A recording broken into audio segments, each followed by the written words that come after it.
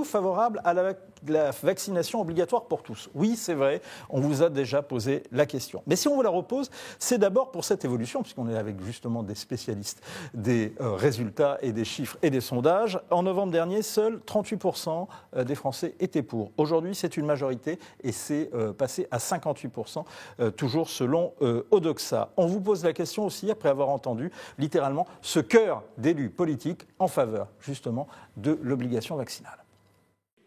Beaucoup de scientifiques conseillent la vaccination obligatoire, au moins dans certaines professions et pour les publics à risque. Devant cette nouvelle escalade du risque, ne pensez-vous pas qu'il va falloir envisager des décisions en ce sens avant l'automne ? On y est avec le Covid, on y est. Donc oui, je crois, sans stigmatiser, sans mettre d'oukase, sans pointer au mur les soignants, je crois qu'il faut rendre la vaccination des soignants obligatoire. Moi, j'ai toujours pensé que ça finirait par la décision collective de rendre la vaccination obligatoire. Pour toute la population, la vaccination obligatoire ?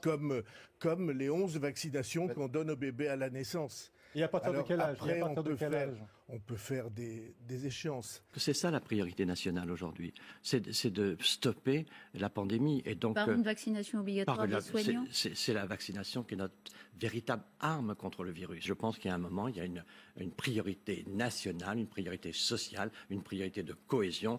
Protégeons les autres et donc faisons en sorte que nous soyons vaccinés.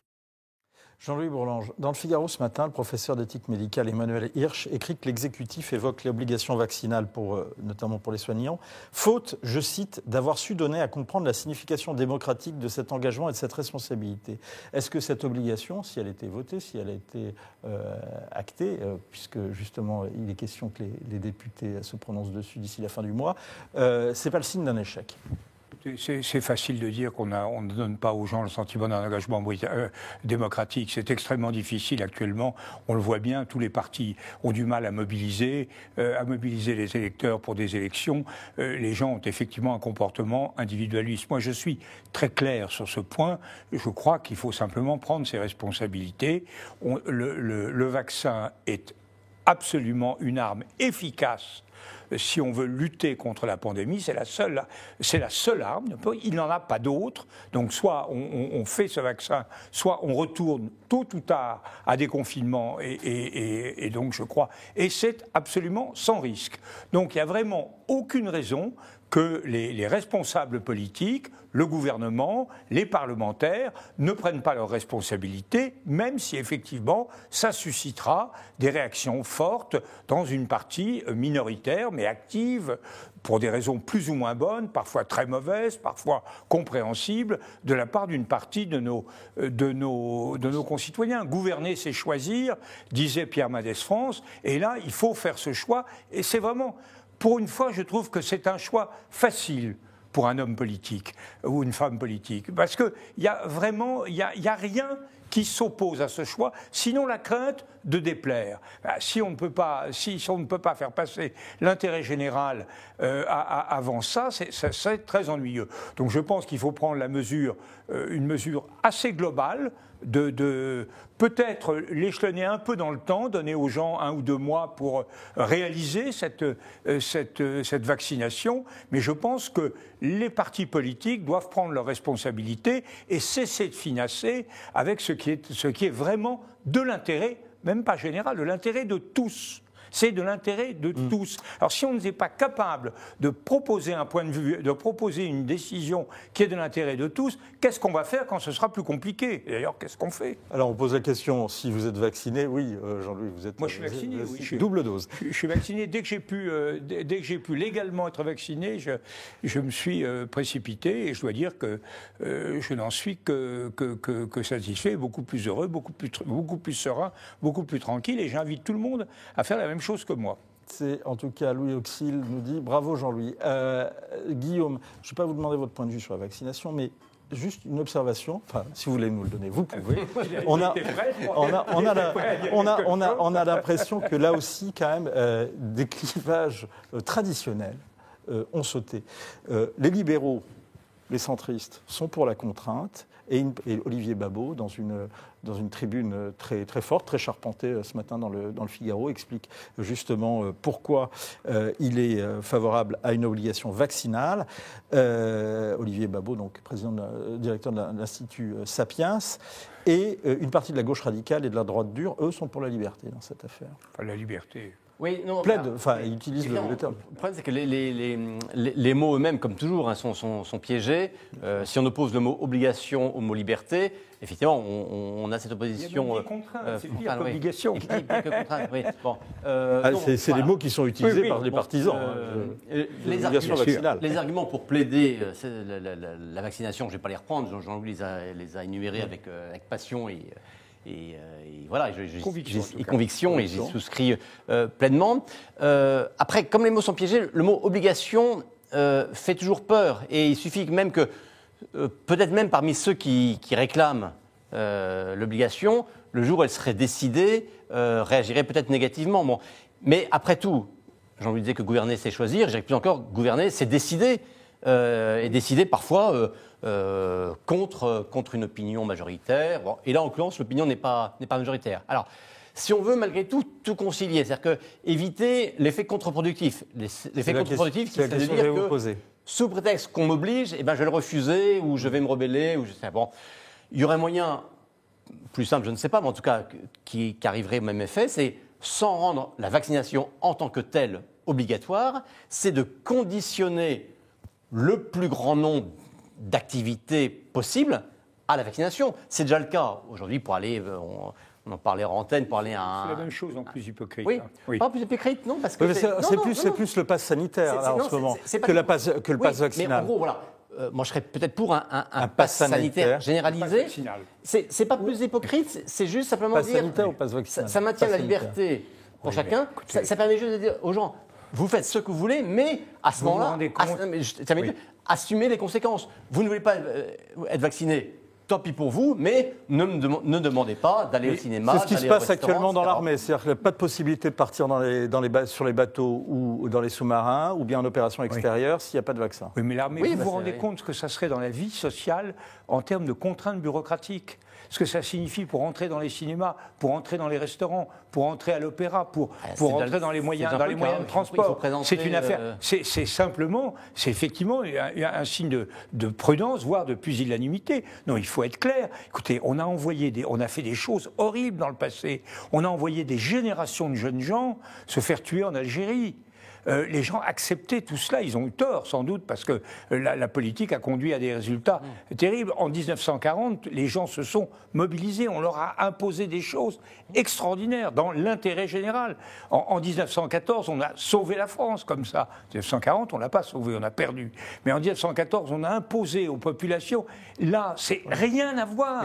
On demande, dans l'intérêt collectif, on demande aux gens de faire un geste inoffensif, utile, alors qu'il n'y a pas de solution alternative et que c'est le bingo général. Si on gagne, on a l'immunité collective et on peut vivre tous ensemble heureux. C'est quand même extraordinaire qu'il y ait même un débat.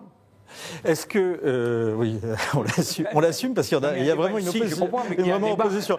Est-ce que je vais peut-être vous énerver encore, Jean-Louis, est-ce qu'il n'y a pas une mesure qui rencontrerait plus de consensus, c'est la fermeture des frontières, par exemple vis-à-vis du variant Delta, etc., qui a été une chose qui a semblé tabou depuis le début de la crise. Écoutez, c'est toujours la même chose. La fermeture des frontières, c'est extrêmement compliqué parce qu'il y a des raisons pour lesquelles on passe les frontières. L'obligation vaccinale, c'est pas compliqué. Effectivement, les Anglais pourraient éviter de faire Wembley dans les conditions où ils le font. Ça, c'est quand même dément. Les Russes font des choses absolument extravagantes également. Mais de toute manière, ça passera. Mais le vaccin, et le vaccin obligatoire européen, ça permet de résoudre le problème que vous posez au moindre coût bureaucratique. Il faut quand même voir que la liberté des gens, c'est de vaquer sans être obligé d'afficher constamment, de montrer patte blanche. Non, il faut et on doit laisser les gens circuler au maximum. On a une voie royale contre le virus et toutes les solutions alternatives sont des chemins vicinaux qui, en plus, dans la plupart des cas, débouchent sur des impasses. Il faut quand même être clair. Je vous dis, moi je trouve qu'un je crois au principe de précaution, à condition de le penser, comme le disait Gérald Bronner, de le penser bien, c'est-à-dire de mettre en parallèle ce qu'on risque avec la décision et ce qu'on risque à ne pas la prendre. Ben là, le principe de précaution, il est sans aucune équivoque. On ne risque rien en vaccinant et on risque beaucoup de choses en ne vaccinant pas.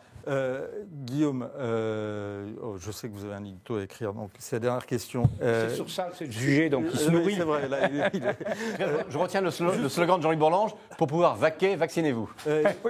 Certes. Est-ce que, je vous repose la question, Jean-Louis m'a répondu un peu, mais pas beaucoup, est-ce que la mesure de fermeture des frontières ne rencontrerait pas plus de consensus dans l'opinion que l'obligation vaccinale? Alors, je pense qu'il y a eu incontestablement un retard initial colossal et pour des raisons idéologiques. C'est-à-dire que lorsque le virus est apparu, on a refusé de fermer les frontières en disant c'est une idée d'extrême droite, le virus ne connaît pas les frontières, etc. Bon, plus tard, lorsque on a atteint des proportions colossales, oui, on a fermé les frontières, ce qui prouve bien, un, que c'était possible, deux, que c'était nécessaire. Et là, je pense qu'on a, de manière coupable, pour une fois, c'est dans ce sens-là que l'idéologie s'est révélée néfaste. C'est-à-dire que souvent, on accuse d'autres d'être idéologues. Là, ce refus supposé d'une idéologie qui, à mon avis, a conduit à faire des erreurs. Aujourd'hui, face au variant Delta, oui, continuons de bloquer les frontières, en tout cas, mais le variant Delta, il est sur le territoire. Donc maintenant, il faut éviter qu'il circule. À long terme, empêcher les gens à long terme d'aller en Italie, en Espagne, au Portugal, en Angleterre, c'est quand même pas une solution. C'est une solution d'urgence pour 15 jours, pour un mois et demi. Là, pour les vacances, on a confiné pendant plus d'un mois. Là, avec la vaccination. On a confiné pendant plus d'un mois, Jean-Louis. Comment ? On a confiné à chaque fois plus d'un mois. Oui, mais justement, quand on peut l'éviter, évitons-le. Ça, je crois que personne n'a considéré que le confinement, c'était la voie royale de la libération des gens. La question, c'est est-ce que, justement, pour éviter parfois le confinement, est-ce que fermer les frontières un peu plus longtemps n'est pas plus viable que de condamner les populations à être confinées à répétition? Non, mais vaccinez-vous, vous aurez tous les avantages et aucun inconvénient. Ceinture et bretelles. Dernière question, que vont faire Emmanuel Macron et le gouvernement sur cette question-là? Là, on sent que tout se met en place pour préparer l'annonce d'une obligation. Qui va aller jusqu'où? Oui, mais... j'ai cru comprendre, mais ce n'est pas une information que je donne, j'ai cru entendre ça, que Jean Castex allait s'exprimer jeudi en fin de journée pour précisément annoncer en tout cas la stratégie gouvernementale en matière d'obligations. Moi, je n'en sais rien, mais j'espère qu'il ne sera pas timide. Parce que l'idée de dire il faut simplement que ce soit les soignants, etc., ça veut dire qu'on a une réticence sur le principe, qu'en réalité on comprend les réticences. Non. Il faut y aller. Moi, je crois qu'il faut donner la durée aux gens. C'est vrai, on n'était pas encore là, mais Emmanuel Macron avait dit jamais j'imposerai l'obligation. Là, je n'ai pas compris. On a le tweet, d'ailleurs, on va le revoir pendant que je donne la parole aux internautes. La vaccination obligatoire est anticonstitutionnelle, nous dit cet internaute. En tous les cas, elle l'est pour un certain nombre de vaccins. Je ne suis pas sûr que... et donc là, ce n'est pas anticonstitutionnel. Elle doit être votée par la loi, pas par décret, c'est tout. Réponse donc du législateur. Je ne suis pas pour la vaccination obligatoire, nous dit Louis Auxil, mais je suis pour que tout le monde se vaccine. L'obligation, nous dit Claudius, de vaccination pour le personnel en contact avec le public ne me semble pas être une atteinte majeure à la liberté individuelle. La liberté individuelle doit s'évasser devant l'intérêt collectif. Olympe, j'ai choisi de me faire vacciner, je me porte très bien. Et Nicole, je suis vaccinée, mais contre l'obligation surtout pour les jeunes et les enfants. Êtes-vous favorable? C'est un autre problème. Ça, il peut y avoir, en dessous de 14 ans, on n'a pas très bien mesuré encore les effets, donc il faut être. C'est pour ça qu'il faut quand même être prudent. Mais c'est pour ça que je vous posais la question. C'est le seul point de vue qui compte. C'est pas un point de vue d'opposition de principe. Chacun est libre de faire ce qu'il veut, mais qu'il ne vienne pas se plaindre après. Nous dit Chantal. On va regarder la réponse à la question. Twitter, êtes-vous favorable à la vaccination obligatoire? Et vous êtes une toute petite majorité, très courte, à répondre non à 51%. Merci beaucoup d'avoir répondu. Pour alimenter, poursuivre le débat. Comment ? Je suis toujours invité au Figaro. Je suis toujours invité par vous, de façon extrêmement sympathique. Et je suis toujours en minorité. Avec plaisir. Mais voilà, vous faites partie de nos minorités visibles et on s'en réjouit. Pour alimenter et poursuivre le débat, ces deux tribunes publiées dans le Figaro. Oui à l'obligation vaccinale pour retrouver notre liberté, notre prospérité, signé Olivier Babot. On espère que Sacha va avoir le temps de la mettre dans le chat. Et la tribune d'Emmanuel Hirsch. Insistons sur le devoir démocratique de vaccination plutôt que sur la Contrainte, on n'y revient pas, on a débattu sur ça, c'est poursuivre le débat. Et Les grandes figures de la droite, livre co-dirigé par Guillaume Tabar et également Jean-Christophe Bisson, avec une contribution de Jean-Louis Bourlange. C'est bien sûr à lire, voilà un livre à lire cet été. Merci de nous avoir suivis et on se retrouve demain avec Guillaume Requette. À très vite sur Figaro Live, 18h, la prise de parole de Christian Jacob. À très vite.